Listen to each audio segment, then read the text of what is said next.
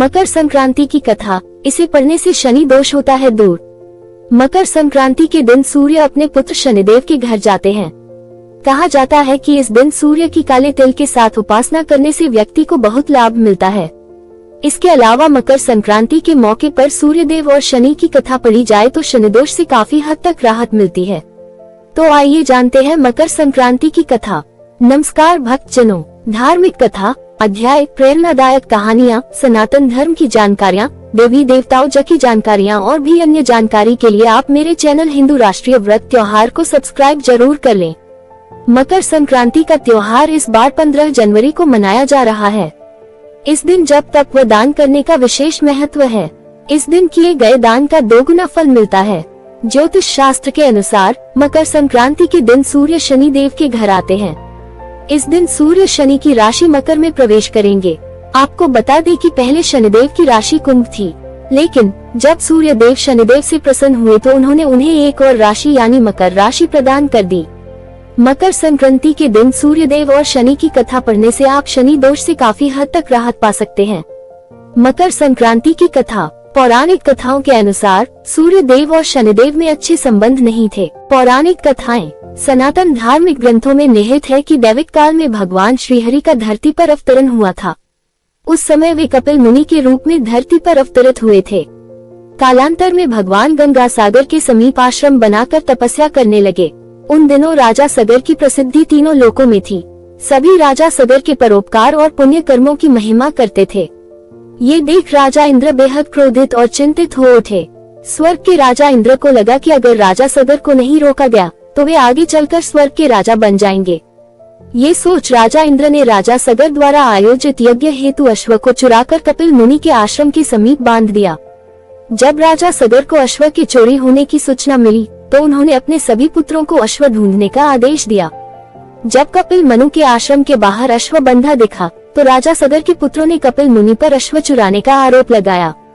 ये सुन कपिल मुनि क्रोधित हो उठे और उन्होंने तत्काल राजा सगर के सभी पुत्रों को भस्म कर पाताल भेज दिया। जब राजा सगर को ये बात पता चला तो वे कपिल मुनि के चरणों में गिर पड़े और उनके पुत्रों को क्षमा करने की याचना की। हालांकि श्राप वापस नहीं लिया जाता है, अतः कपिल मुनि ने उन्हें पुत्रों को मोक्ष हेतु गंगा को धरती पर लाने की सलाह दी। तब राजा भागीरथ ने माता पार्वती की कठिन तपस्या की। इससे प्रसन्न होकर माता पार्वती गंगा रूप धारण कर धरती पर मकर संक्रांति के दिन अवतरित हुई। जब राजा सगर के मृत पुत्रों को गंगा का स्पर्श हुआ तो उन्हें मोक्ष की प्राप्ति हुई।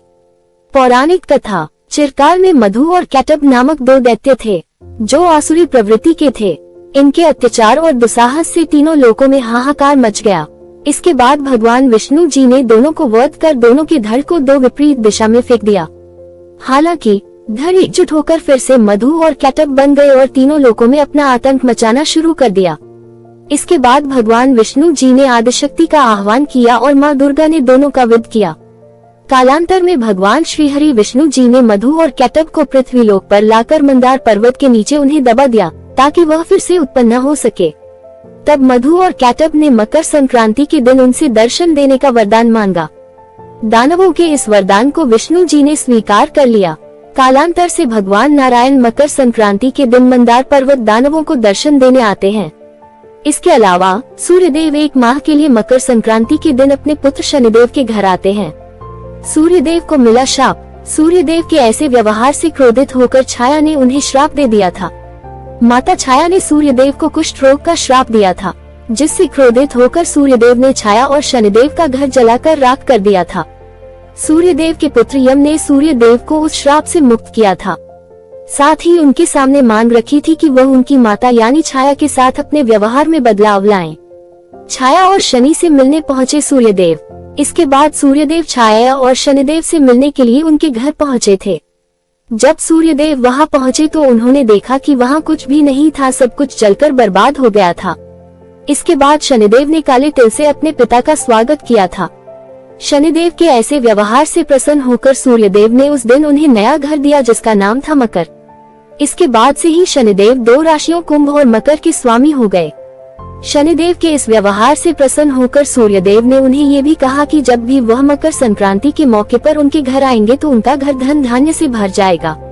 उनके पास किसी भी वस्तु की कमी नहीं रहेगी। साथ ही यह भी कहा कि इस दिन जो लोग भी मकर संक्रांति के मौके पर मुझे काले तिल अर्पित करेंगे उनके जीवन में सुख समृद्धि आएगी। इसलिए मकर संक्रांति के मौके पर सूर्य देव की पूजा में काले तिल का इस्तेमाल करने से व्यक्ति के घर में धन धान्य की कोई कमी नहीं रहती है। कथा संपूर्ण चैनल को सब्सक्राइब अवश्य कर ले। मिलते हैं अगली कथा के साथ, तब तक के लिए धन्यवाद।